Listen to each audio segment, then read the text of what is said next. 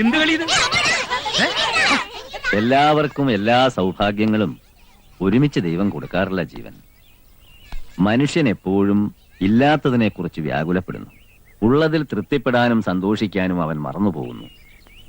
ജന്മം തന്നവരോട് നിന്റെ മനസ്സിലുള്ള ദേഷ്യവും വെറുപ്പും കഴുകിക്കളയണം. ഒരു ക്രൂരതയും കർത്താവ് നിന്നോട് കാണിച്ചിട്ടില്ല. അതുകൊണ്ട് അനാഥനെന്ന ചിന്ത ആദ്യം ഒഴിവാക്കുക.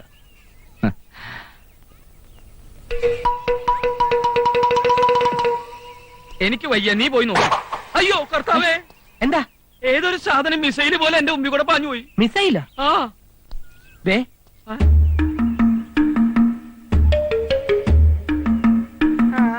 ദത്തെടുക്കാൻ വന്ന സ്ഥലം കൊള്ളാം.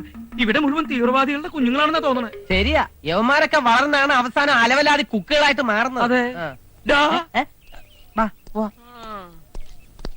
ഡാ. ദേ. അവനെ കണ്ടിട്ട് ഡോൺ ബോസ്കോ പുണ്യാളിനെ പോലെ ഉണ്ട്, പാവം. ശരിയാ, ഇവൻ ആള് ബുദ്ധിമാനാ, കണ്ടാലറിയാം. മോനെ ഇങ്ങോട്ട് വന്നേ, അങ്കിള് ചോദിക്കട്ടെ. ആ, നീ പറഞ്ഞത് ശരിയാ, അവൻ നല്ല ബുദ്ധിമാനാ. നിന്നെ അവന് പെട്ടെന്ന് മനസ്സിലായി. ഇതാ പറഞ്ഞത് പിള്ള മനസ്സിൽ കള്ളമില്ലാന്ന്. കൊച്ചുമിടുക്ക. നിന്നെ പോലെ തന്നെ ആരോ വലിച്ചെറിഞ്ഞ ഒരു കുഞ്ഞിന് ഒരു നല്ല ജീവിതം കൊടുക്കാനുള്ള മഹാമനസ്കതയാണ് കർത്താവ് നിനക്ക് തോന്നിച്ചിരിക്കുന്നത്. ജീവ, മറ്റു കാര്യങ്ങളൊക്കെ പറഞ്ഞുറപ്പിച്ചിട്ടുണ്ടെങ്കിൽ ദേ ഇതിനെ നമുക്ക് എടുക്കാം. എങ്ങനെയുണ്ട് സാധനം? എങ്ങനെയുണ്ട്? പിന്നെ അന്യായമായിട്ടുള്ള വിലയൊന്നും അച്ഛൻ പറയരുത്. അച്ഛനും ഞങ്ങൾക്ക് നഷ്ടമില്ലാത്തൊരു റേറ്റ്.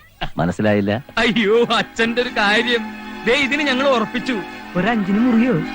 ചേട്ടാ, നീ ഇതിൽ ഇടപെടണ്ട. കച്ചവടം ഞങ്ങൾ ഉറപ്പിച്ചോളാം. ഏത് സാധനമായാലും കണ്ണും പൂട്ടി വില പറയുന്ന സ്വഭാവമാണ് നിന്റേത്. 22 കിലോ ഉള്ളൂ. വെക്കടോ എന്റെ കുഞ്ഞിനെ താഴെ.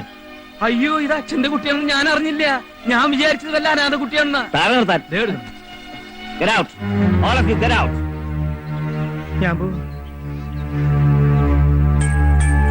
തൂക്കി നോക്കി വില പറയാൻ ഇറച്ചിക്കടയാണെന്ന് കരുതിയോ നീയൊക്കെ? ഞാൻ അപ്പോഴേ പറഞ്ഞത് അച്ഛനൊരു ചൂടനാണ്, വളരെ സൂക്ഷിച്ചിടപെടണം. ഒന്നിറങ്ങി പോകുന്നുണ്ട് രണ്ടും. സഹായിച്ചൊക്കെ മതി. സോറി ഫാദർ, അവരറിവില്ലായ്മ കൊണ്ട് അങ്ങനെ. അവരുടെ അറിവില്ലായ്മ കൊണ്ട് വേദനിച്ചത് ഈ കുഞ്ഞു മനസ്സാണ്.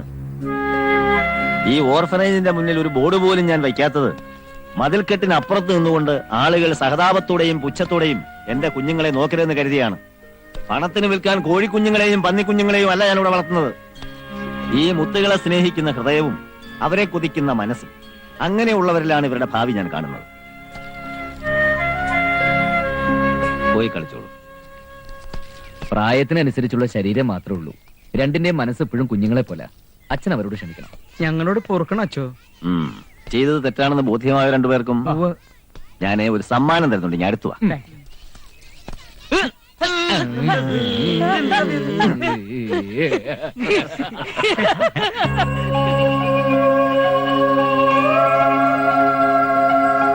അല്ല, ഇതാര് കുട്ടൂസോ? നീ ഇതുവരെ എവിടെയായിരുന്നു? അച്ചോ, കുട്ടൂസ് ആകെ ബഹള.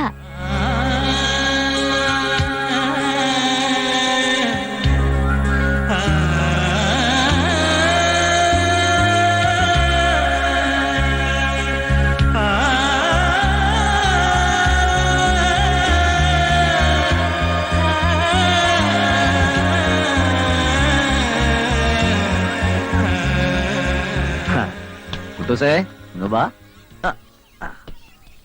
ഇവിടുത്തെ ഏറ്റവും പ്രായം കുറഞ്ഞ കുട്ടിയായി ഇവൻ. 3 മാസം പ്രായമുള്ളപ്പോഴാണ് ഇവനെ എനിക്ക് കിട്ടിയത്. അച്ചു, ഞാനിവനൊന്ന് എടുത്തോട്ടെ. അതിനെന്താ? അതൊക്കെ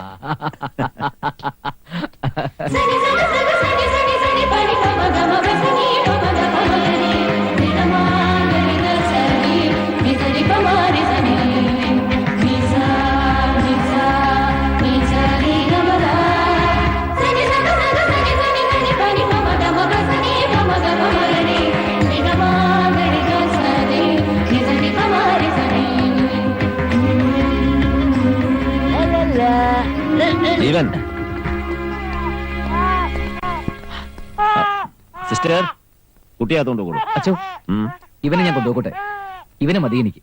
ആയിക്കോട്ടെ, പക്ഷേ നിങ്ങൾ രണ്ടുപേരും കൂടിയാണ് വരേണ്ടത്. ഞാൻ അപ്പോഴേ പറഞ്ഞതാ പൗലോസേട്ടൻ വരണ്ട, അത് ഫാദറിന് ഇഷ്ടാവില്ലെന്ന്. Sorry father. ഞാൻ ഉദ്ദേശിച്ചത് അതല്ല. വിവാഹം കഴിഞ്ഞ് കുറഞ്ഞത് 3 വർഷം കഴിഞ്ഞ ദമ്പതികൾക്കാണ് ദത്തെടുക്കാനുള്ള അവകാശം. അത് മാത്രമല്ല, ഇനി ഒരിക്കലും പ്രസവിക്കാൻ സാധ്യതയില്ലെന്ന് ഭാര്യയെ ചികിത്സിച്ച ഗൈനക്കോളജിസ്റ്റിന്റെ സാക്ഷ്യപത്രവും വേണം. കുറച്ച് ഫോർമാലിറ്റീസ് വേറെ ഉണ്ട്. ആ എവിടെയാ നിങ്ങളുടെ ഭാര്യ?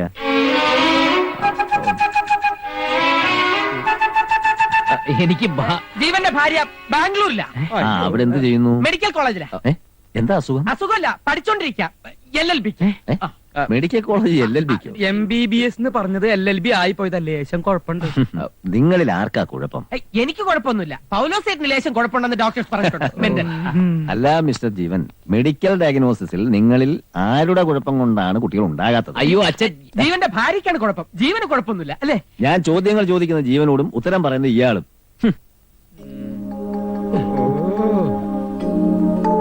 ആ എന്താ ഭാര്യയുടെ പേര്?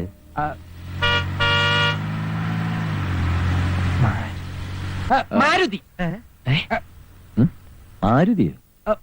മാരുതി അല്ല, മാധുരി. ഞങ്ങൾ മധു എന്ന് വിളിക്കും. ഞങ്ങളോ? ഞങ്ങളെന്ന് പറഞ്ഞാൽ ജീവൻ. ജീവൻ ഒരു ദിവസം ഭാര്യയും കൂട്ടി വരും. ദത്തെടുക്കുന്ന കുഞ്ഞിനെ മകനായി അംഗീകരിക്കേണ്ടത് അവരാണല്ലോ. ഓക്കെ ജീവൻ, എനിക്ക് പ്രേയറിന് സമയമായി. ഫാദർ, ഞാനവൻ ഇപ്പൊ കൊണ്ടുപോകട്ടെ. ഭാര്യയെ മറ്റൊരു ദിവസം കൊണ്ടുവന്നാ പോരെ? ജീവൻ, കാര്യം ഞാനൊരു കത്തനാരാ. പക്ഷേ ഫാദർ വെറ്റിലക്കാരൻ ഒരിക്കലൊരു കാര്യം പറഞ്ഞാൽ പിന്നെ അതിന് മാറ്റമില്ല. മനസ്സിലായല്ലോ? Sorry father. ഓക്കെ.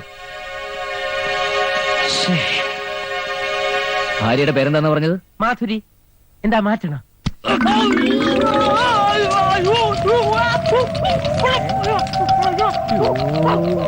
എവിടാ LLBക്ക് പഠിക്കുന്ന ഭാര്യ? ബാംഗ്ലൂർ നിന്റെ അമ്മായിമ്മയുണ്ടോടാ പുല്ലേ? സൂത്രത്തിൽ ഒരു അച്ഛനാവണമെങ്കിൽ ഇങ്ങനെ കുറെ തട്ടിപ്പും നുണയൊക്കെ വേണ്ടി വരും. ജീവ വിട്, ഇവനെ നമുക്ക് പിന്നെ പൊരിച്ചെടുക്കാം. നിങ്ങളെയൊക്കെ കൊണ്ട് ഇറങ്ങി തിരിച്ചപ്പോഴേ ഞാൻ കരുതിയതാ ഇത് ഇങ്ങനെ തന്നെ ചളാവുന്നു. ഓ, ഇയാൾ ഒറ്റയ്ക്ക് പോയിരുന്നെങ്കിൽ കാണാമായിരുന്നു. ഡയഫ്രം കളഞ്ഞ അണ്ണാനെ പോലെ തിരിച്ചു വരുന്നത്. നീ എവിടേക്കയ്യോ ഓടണേ? ഒരു ചവിട്ട് കൊണ്ട ചത്തുപോവോ? വിവരം ഇല്ലാത്തവനാണെങ്കിലും ഇവൻ പറയുന്നതിൽ കാര്യമുണ്ട് ജീവ. നമുക്കിപ്പോ ഒരു പെണ്ണല്ലേ വേണ്ടു. ഞാനൊരു ഐഡിയ പറയാം. നീ ഒരു പെണ്ണ് കിട്ടുന്നു, നേരെ കത്തനാരെ അടുക്ക ചെല്ലുന്നു. ഇതാണ് ഫാദർ എന്റെ ഭാര്യ എന്ന് പറയുന്നു.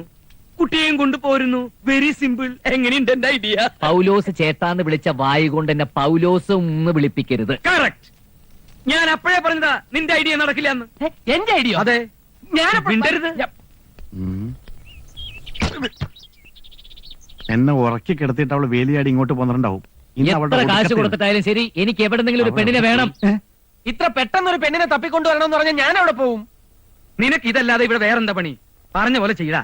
2 ദിവസം സമയം ഞാൻ തരും. അതിനുള്ളിൽ ഏതെങ്കിലും ഒരു പെണ്ണിനെ എനിക്ക് കിട്ടിയേ പറ്റൂ. അയ്യേ കാമപ്രാന്തൻ. നിനക്ക് കാര്യം നടന്നാ പോരെ? മണിയായിട്ടുള്ള പെണ്ണിനെ ഞാൻ കൊണ്ടുതരും. മാമാത്തണ്ടി. ജീവ, നമുക്ക് പറ്റിയ ഒരു പെണ്ണ് നമ്മുടെ കൺമുമ്പിൽ തന്നെയുണ്ട്. ആര്? നല്ല ലക്ഷണമൊത്ത പെണ്ണാവള്. നമ്മുടെ കർത്താവിന്റെ ഭാര്യ തിലോത്തമ. ഇതൊരു തലവേദന ആയല്ലോ. എന്നാ സാർക്ക് സസ്പെൻഷനാ ഡിസ്മിസാ? என்ன அந்த மாதிரி ஒரு கேள்வி? நான் போன முறை படு உனக்கு ஏன் சேர்ல உட்காரணும் ஆசையா? மூஞ்சிய பாரு. എടോ, ബോട്ട് ക്ലബിന്റെ അടുത്തുള്ള ബസ് സ്റ്റോപ്പിൽ പൂവാലമാരുടെ ശല്യം. அப்படின்னா நான் போட்டுமா? எதுக்கு? லேடி கான்ஸ்டபிள் அபிராமியை கூப்பிடு. முள்ளாலதான் எடுக்க வேண்டும். ഊട്ടിയില് പെണ്ണുങ്ങൾക്ക് ഇത്ര ദാരിദ്ര്യം. ഇതില് ജീവന് പറ്റിയ ഒരു ഫിഗറും കാണുന്നില്ലല്ലോ.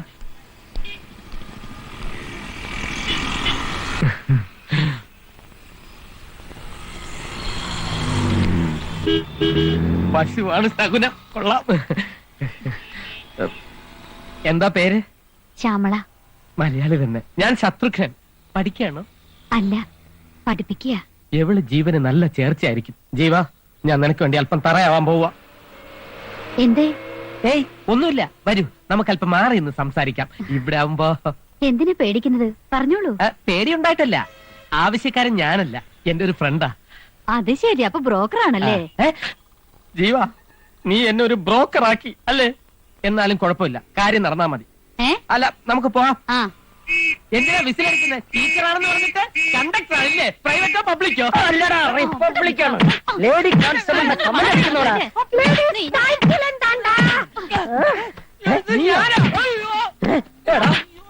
നിന്റെ ചെമ്പോലി എന്നോടിക്കും.